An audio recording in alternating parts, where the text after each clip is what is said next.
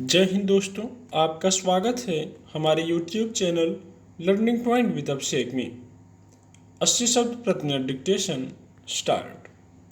देश में कोई महानगर ऐसा नहीं जहां हजारों आधे अधूरे फ्लैट भरी किसी बदनसीब की तरह सूनी आंखों से आसमान की तरफ टिकटिकी लगाए न दिखें। बरसों से अकाल झेल रहे धूल धूसरित खेतों में जीवित कंकाल की तरह भटकते मवेशियों जैसे लगते हैं कंक्रीट के जंगलों के ये मुरझाए पौधे।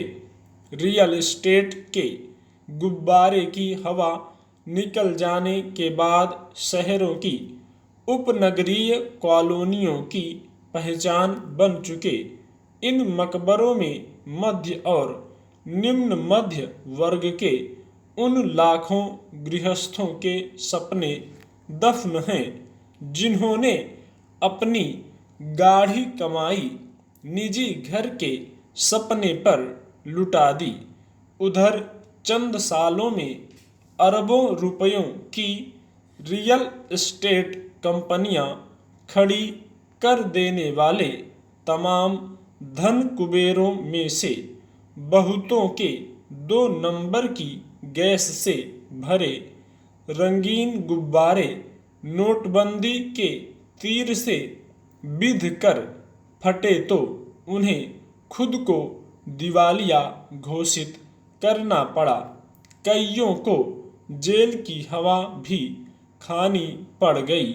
दिन दूनी रात चौगुनी बढ़ती जनसंख्या के सिर पर छत मुहैया कराने का काम केवल रिहायशी कॉलोनियों में बहुमंजिली इमारतें बनाने वालों तक ही सीमित नहीं था। अनेक महानगरों में स्थानीय निकायों और प्राधिकरणों के प्रयत्न से भी आए दिन नए नए उपनगर बनाए गए। इन उपनगरों में प्राधिकरणों का काम खेती वाली या खाली पड़ी जमीन का अधिग्रहण करके वहां रिहायशी भूखंड काटने और सड़क बिजली पानी की व्यवस्था करने तक सीमित रखा गया। इसके पीछे शायद एक प्रशंसनीय सोच यह थी कि जो नागरिक बजाय एक रास्ता के नमूने लगते फ्लैट में रहने के अपनी पसंद अपनी सुविधा के अनुसार बनाए रिहायशी मकानों में रहने का सपना देख रहे थे उन्हें भी निजी मकान बनाने का अवसर मिल सके।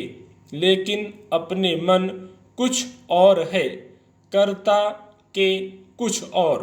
निजी भूखंडों के मालिक बन चुके नागरिकों के सपने महानगरों में जमीन के बेतहाशा बढ़ते हुए दामों के जाल में उलझ गए।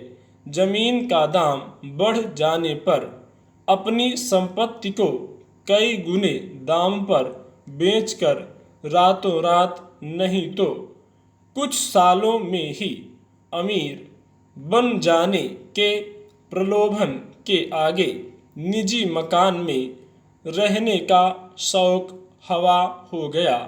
भूखंड आवंटित करने वाले प्राधिकरणों को अपनी योजना का यह बिगड़ता स्वरूप कैसे पसंद आता।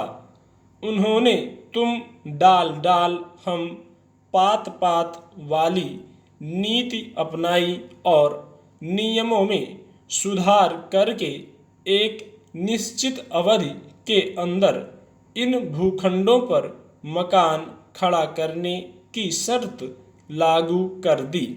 2-1 सालों में मकान नहीं बनाया तो जमीन का आवंटन खारिज।